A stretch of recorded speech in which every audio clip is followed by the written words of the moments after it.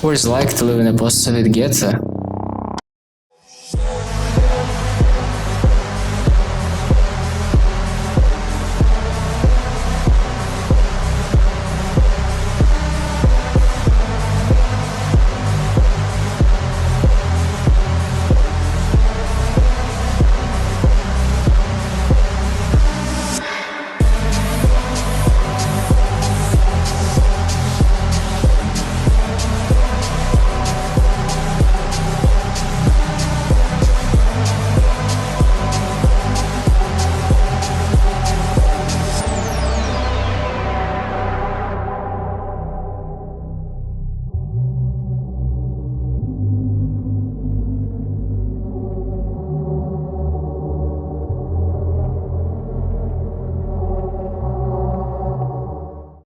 I was born in Kazakhstan. Kazakhstan previously was the part of the Soviet Union, the second largest state of the USSR.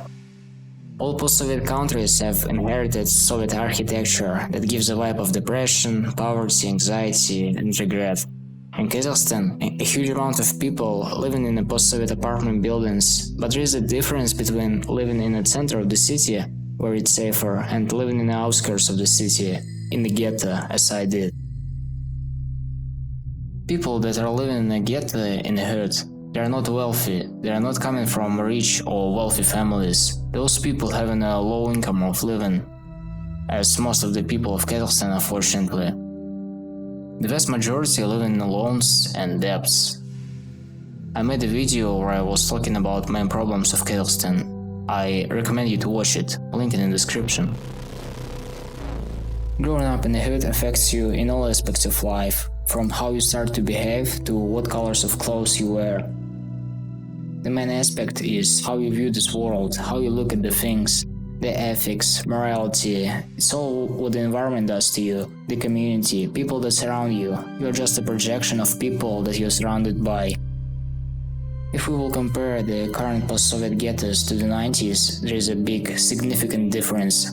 So at the end of the Soviet Union's existence and after the collapse, the poverty became one of the main problems of post-Soviet society. So people were just surviving how they possibly could, and the commitment of crime was at a very high rate. It became a usual thing that people just got used to.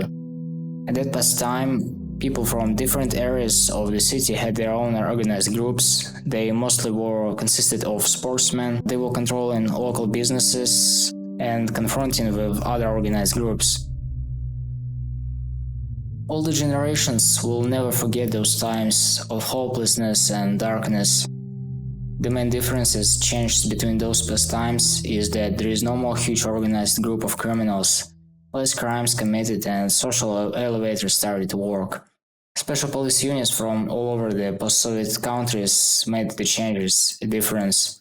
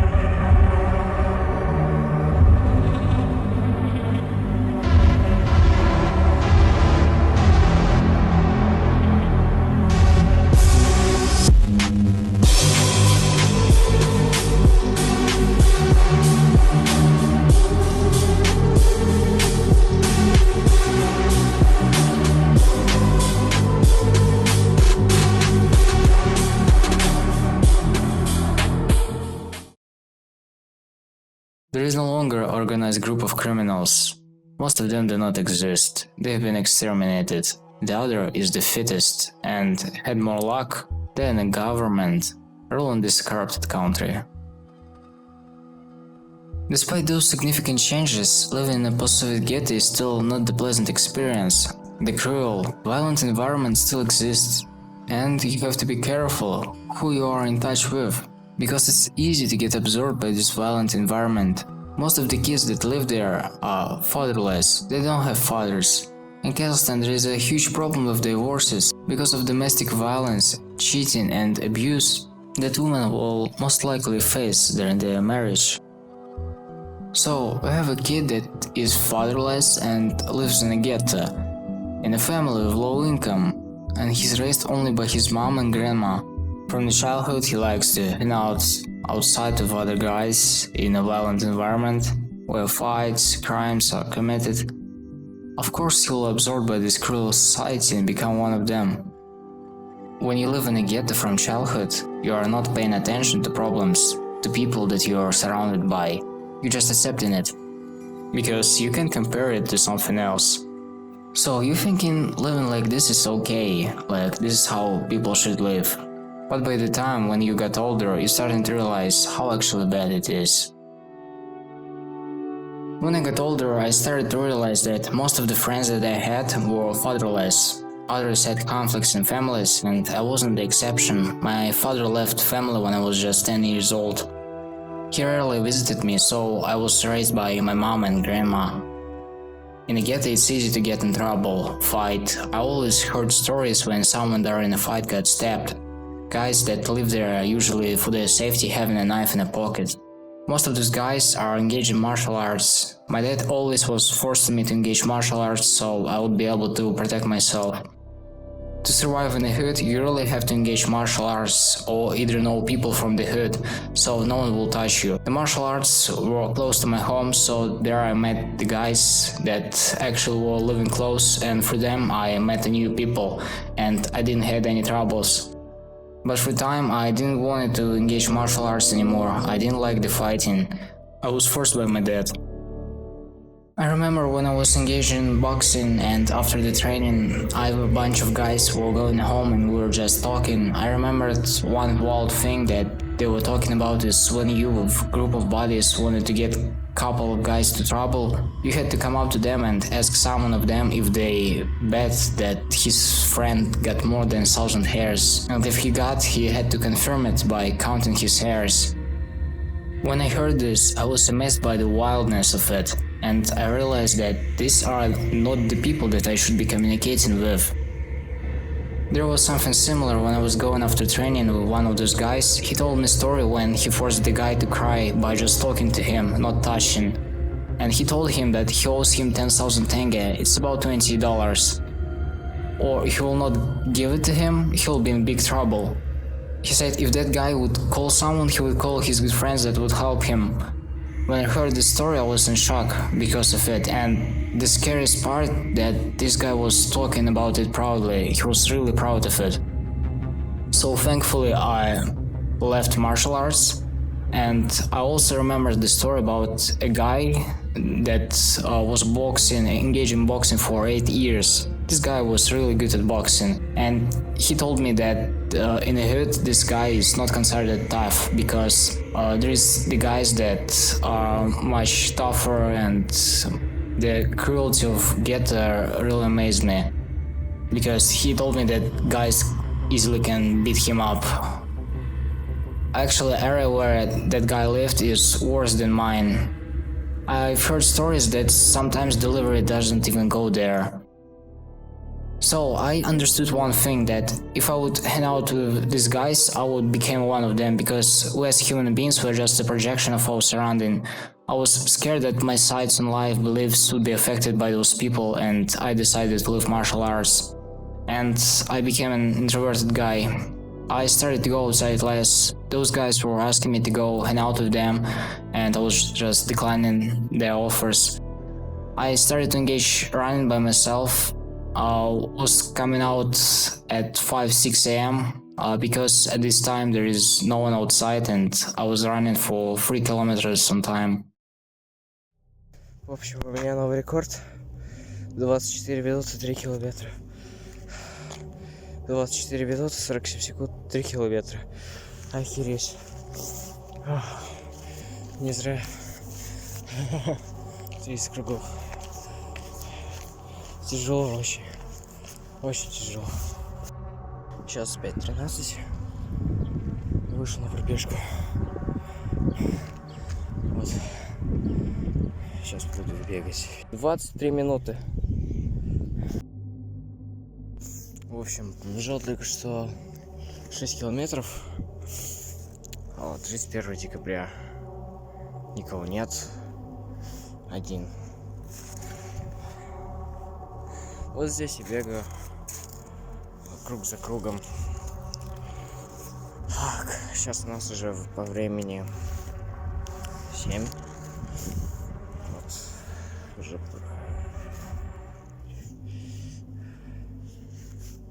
7, даже 7 километров.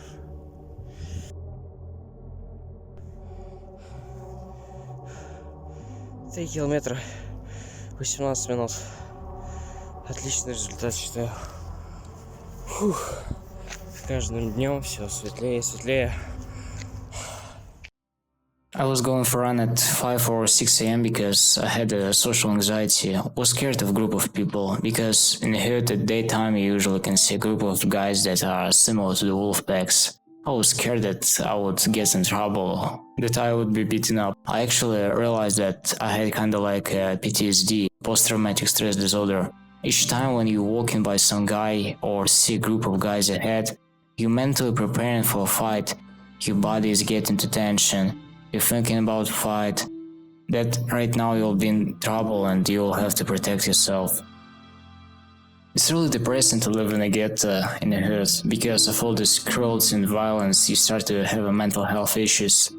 Kazakhstan has a huge problem with commitment of suicides, and here no one talks about it, like this problem does not exist. I have a friend that still lives out there. I still get in touch with him, but not so often, and he has a similar symptoms of post-traumatic stress disorder. И так из дома нередко выхожу. Но все-таки немного очково, когда, не знаю, возвращаешься домой поздно ночью, темная дорога прямая. Да. Переулки темные, это, блядь, челы мутные. Ничего. Да. И же вот этот момент, когда ты идешь и спереди видишь там что-то толпу вот таких то ли студентов, то ли таких молодых парней. Да. И начнешь что-то, блядь, накручивать себя. Вдруг они сейчас, типа, подойдут, спросят, типа, начнут что-то спрашивать там и так далее.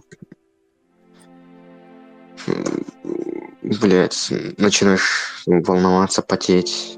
На самом деле, не знаю. Странная Да. херня, типа. Но она же не просто так появилась. Ну да, тоже верно. Ну, допустим, не знаю, я иду, наверное, допустим, по улице в магазин, типа, одел, типа, в чем дома ходил, типа, быстро забегать в магазин и обратно домой. И, блядь, не знаю, самое худшее, что ты можешь, типа, встретить, типа, это толпу подростков, которые там, типа, одеты, там, типа, так модно, там, не знаю. Потом, вот, знаешь, проходишь мимо них и слышишь там, что кто-то начинает хихикать и так далее, типа, говорить что-то. Не знаю, Да. кажется, что это чисто тебя обсуждать, там, насмехаться, ну, там, типа, фу, одет как бомж и так далее. Типа, начинаешь себя просто, не знаю, с говном сравнивать, тупо, с этой хуйни. Ты вот, не знаю, это работает как защитная реакция, ты просто начинаешь смотреть куда-то там, типа, что-то доставать, там, в карманах рыться. Я по улице не могу идти, знаешь, когда, ну, просто с свободными руками, типа, у меня постоянно, типа, в кармане, то ли в руках телефон, что-то типа такого, но, типа, достать руки, просто вот так идти, не знаю, я уже не могу так. Чувствуешь себя как-то, не знаю, неуверенно от этого.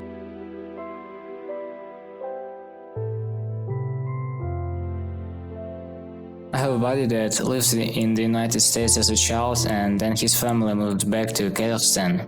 He wasn't living in a ghetto, he lives in the center of the biggest city of Kazakhstan in Almaty. And here's what he thinks. Начал видеть то, что он, бля, в такой пизде живет. Ну, у него может начаться, типа, реально, типа, бля, нахуй вообще так жить, пизду, блядь. Мало. И вот вот так может пойти, типа. Но прям то, что у человека, блядь, у него психологические проблемы, какие-то жесткие. Вообще, я психологические проблемы вообще всерьез не воспринимаю. Я думаю, все это хуйня. Типа, человек может побороть все, что хочет, если он захочет. Типа вот, Мгм. ну я просто такое мнение. А вот, бля, например, некоторые люди, они думают, да, психологические проблемы, типа, здесь влияют на человека. Для меня это все хуйня, если честно. Мгм. Типа, я считаю, то, что психика человека вообще как-то может отражаться. Типа, захочешь сделать, не захочешь, надо. Депрессию я в нее не верю, типа, вообще. Ты не веришь в депрессию, да? Нет. We can see differences in opinion and views from a perspective of a guy that is suffering in a ghetto and from the perspective of a guy that wasn't living in a ghetto and doesn't believe in depression. Right now, at the moment, I'm no longer living in a ghetto. I have a family moved to a bigger city, to Almaty. And right now, living in a safety area where a police station is located nearby. Living in ghetto is actually a nice life school. You know what it's like to live in bad environment. You're starting to appreciate things around you. But the most important thing that you can compare things. This is priceless experience. When I'm looking at people that surrounded me, most of them are actually spoiled guys that lived most of their lives in a safety environment in the center of the biggest city of Kazakhstan. Unfortunately, I'm still struggling with social anxiety and post-traumatic stress disorder still appears throughout the time. But unfortunately, this is the price that you have to pay to not be absorbed by a cruel environment.